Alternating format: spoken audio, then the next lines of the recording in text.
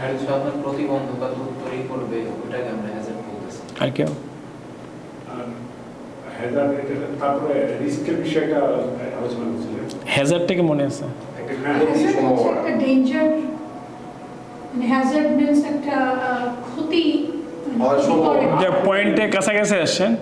এটাকে মেইনলি আমরা বলি মানে কোনো একটা ক্ষতি হওয়ার সোর্স। Source of danger. হ্যাঁ হ্যাঁ, সো কোনো একটা হার্ম বা ইল বা ক্ষতি হতে পারে, সেটার যে সোর্সটা মানে যেই জায়গা থেকে ঘটতে পারে বা যার মাধ্যমে ঘটতে পারে, সেটা হলো হ্যাজার্ড। মনে করেন এখানে ইলেকট্রিক তার বের হয়ে আছে পুরো কারেন্টের, মানে এটাতে আমি শর্ট খাওয়ার সম্ভাবনা আছে, মানে শক খাওয়ার যে শক খাবো যে, ঠিক আছে, দ্যাট মিন ওটা হলো হ্যাজার্ড। ওইখান থেকে আমার একটা দুর্ঘটনা ঘটতে পারে, ওইখান থেকে আমার একটা আগুন জ্বলতে পারে, ফ্লোরে পানি পড়ে আছে, ওইখানে কেউ গিয়ে স্লিপ করতে পারে। সো দিস আর হ্যাজার্ড, যেখান থেকে কোনো একটা দুর্ঘটনা বা ক্ষতি হইতে পারে, যেখান থেকে হবে বা যার মাধ্যমে হার্মটা ঘটবে, সেটা হলো হ্যাজার্ড। এবার রিস্ক কি? রিস্কটা হলো চান্স অর প্রবাবিলিটি। মনে করেন এইখানে এখন তার বের হয়ে আছে, অ্যান্ড তার তো মনে করেন বছর 2-3 যাবৎ বের হয়ে আছে, কোনো দিন দুর্ঘটনা ঘটে নাই, অ্যান্ড আজকে যে ঘটবে না তার কোনো গ্যারান্টি আছে? সো ওইখান থেকে দুর্ঘটনা ঘটার সম্ভাবনা, যদি দুর্ঘটনা ঘটার সম্ভাবনা কতটুকু, সেটাকে আমরা বলি রিস্ক। কি বলি? সেটাকে আমরা বলি রিস্ক। আবার মনে করেন ফ্লোরে পানি পড়ে আছে, এখন ওইখানে আপনি স্লিপ খাইতেও পারেন, নাও খাইতে পারেন, অ্যান্ড ওইখানে আপনি স্লিপ খেয়ে পড়ে যাওয়ার সম্ভাবনাটা হলো রিস্ক।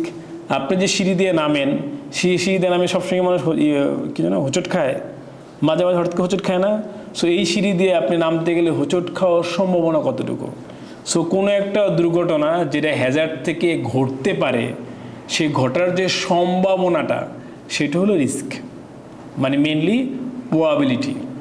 রিস্ক হলো প্রবাবিলিটি, হইতেও পারে নাও হইতে পারে। স্যার এখানে কি একটা বিষয় হচ্ছে এই এই হ্যাজার্ডস এইসব এটার সাথে রিলেটেড তো আমাদের দেখা যায় যে ধরেন মার্চেন্ডাইজিং যেমন বিভিন্ন ধরনের টেস্ট রিকোয়ারমেন্ট থাকে, প্রোডাক্ট টেস্ট। এখন কিন্তু আমরা মার্চেন্ডাইজিং না, আমরা এখন জেনারিকে আছি। জেনারেলি জি, কিন্তু এটার সাথে ওইটা কিন্তু অনেকটা রিলেট করা গেলেও আমরা এখন রিলেট করব না, কেন আমরা এখন জেনারিকে আছি, যেটা যে কোনো ইন্ডাস্ট্রিতেই ঘটতে পারে এরকম বিষয়ে। ঠিক আছে, মানে যে যেখানে জব করতে যাক তার সাথে এই হ্যাজার্ড তার ওই ইন্ডাস্ট্রিতে থাকতে পারে, এরকমভাবে আমরা চিন্তা করব। ঠিক আছে, সো যে কোনো একটা দুর্ঘটনা ঘটার যে সম্ভাবনা, সেটা হলো রিস্ক। আর দুর্ঘটনা ঘটলো কোথা থেকে ঘটলো? এমন মনে করেন গ্যাস সিলিন্ডার হয়ে বাস্ট হয়ে ঘটলো, তাহলে এই গ্যাস সিলিন্ডারটা হ্যাজার্ড। আমার মনে ক্লিয়ার, রাইট?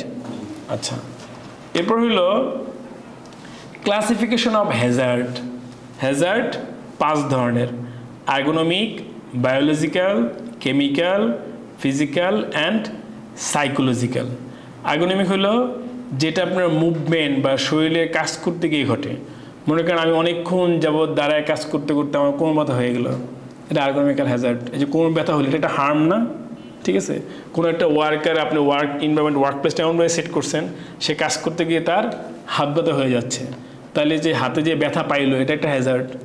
অথবা আপনি কাটিংয়ের ডিজাইনটা এমনভাবে করছেন, যে কোনো সময় কাটিং করতে গিয়ে তার হাত পা কেটে দিতে পারে। এমনভাবে আপনি মেশিন জিনিসপত্র এক জায়গা থেকে এক জায়গায় লোড করতেছেন, সেই লোডগুলো সিস্টেম এমনভাবে সেট করছেন যাতে করে এক জায়গা থেকে লোড আর জায়গায় নিতে গেলে সেই কি দুর্ঘটনা ঘটতে পারে। সো ওই মুভমেন্ট রিলেটেড যে সেট আপ, যে ওয়ার্ক স্টেশনে সেট করা হয়, সেই রিলেটেড সমস্যাকে আমরা বলি আর্গোনমিক হ্যাজার্ড। যেমন ধরেন আপনাকে হয়তো জেনে থাকবেন, আরও ডিপ ডিসকাশনে আমরা গেলাম, আজকে সময় নেই। সেটা হলো আমরা যে একটা ডেস্কে বসি না, ডেস্কে একটা চেয়ার থাকে না, চেয়ারের পরে সেই চেয়ারের যে হাতল, ঠিক আছে, হ্যান্ড রেস্ট যেখানে হয়, আর টেবিল, সেটা কিন্তু দেখবেন সমান লেভেলে থাকে। কারণ যদি সমান লেভেলে না থাকে, তাহলে আপনি লং টাইম কাজ করতে পারবেন না। মনে করেন এই ল্যাপটপে যদি আমার এই লেভেলে থাকে, আমি এইভাবে কতক্ষণ লিখতে পারবো? অথবা যদি অনেক নিচে থাকে, আমি এরকম কতক্ষণ লিখতে পারবো? আমি কিন্তু বেশিক্ষণ লিখতে মানে টাইপ করতে পারবো না, তখন আমার শরীরে কী হবে? ব্যথা শুরু হবে। সো এই যে মুভমেন্ট এবং ওয়ার্ক স্টেশনটা ঠিক মতো ইমপ্রপার ওয়েতে সেট আপ করা হলো, যেই কারণে আমার একটা হার্ম হইলো, সেটা হলো আর্গোনমিক্যাল হ্যাজার্ড। ক্লিয়ার? ঠিক তেমনি